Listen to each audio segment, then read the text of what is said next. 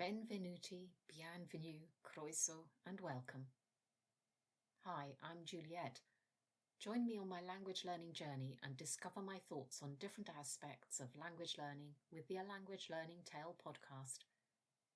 Today I'm talking about, is language learning a game? If you need to learn in a gamified way, are you actually committed to learning or the game?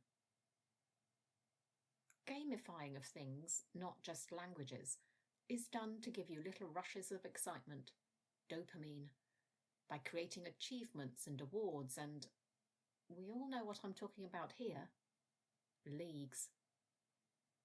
The reason we have gamification at all comes from the fact that we learn as children through play.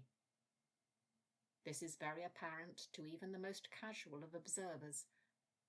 Therefore, this is considered to be a part of our makeup as human beings, and thus, gamification of, it seems, everything has become widespread. Okay, I buy that, but adults aren't kids. Yes, many play competitive games or watch them and get really het up about them, but not everyone is like that. So how does gamification fit into motivation? Because that's what it's there for, to motivate. There are two types of motivation. There's the type that comes from within. That's called intrinsic motivation.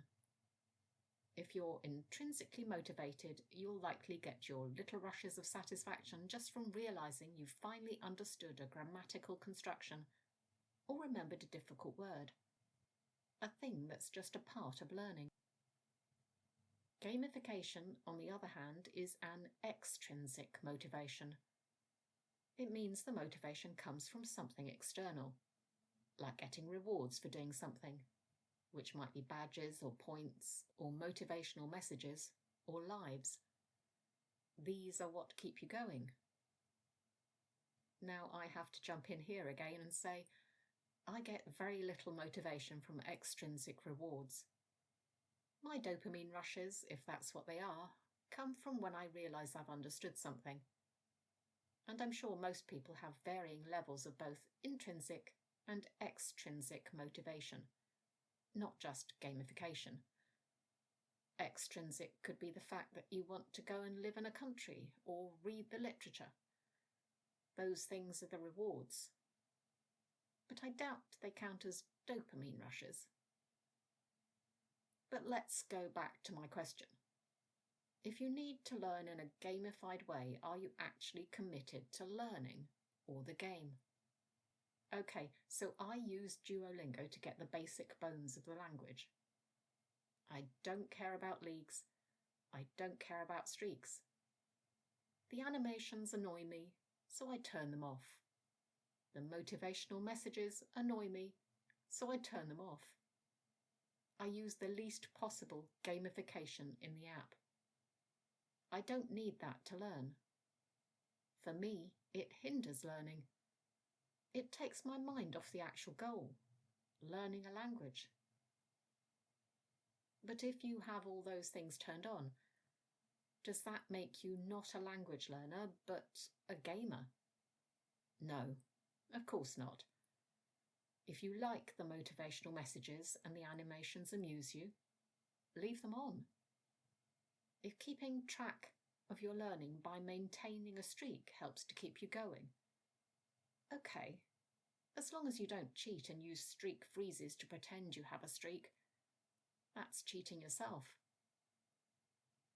However, leagues, I do have a problem with those.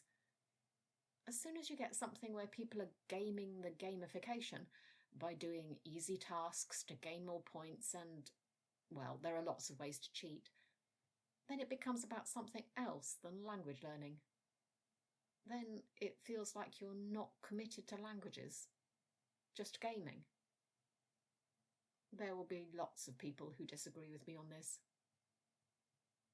Look, I think a certain level of gamification does have a place in language learning. I'm not saying it doesn't.